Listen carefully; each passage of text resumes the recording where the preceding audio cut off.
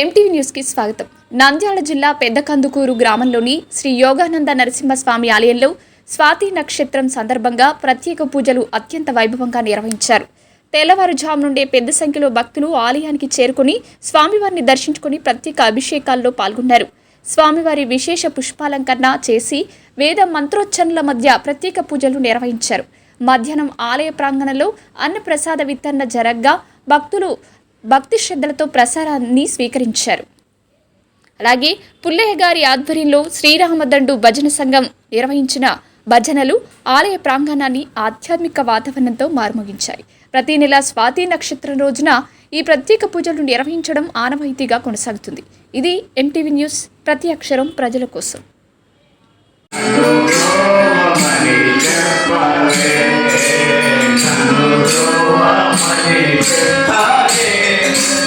Sama kali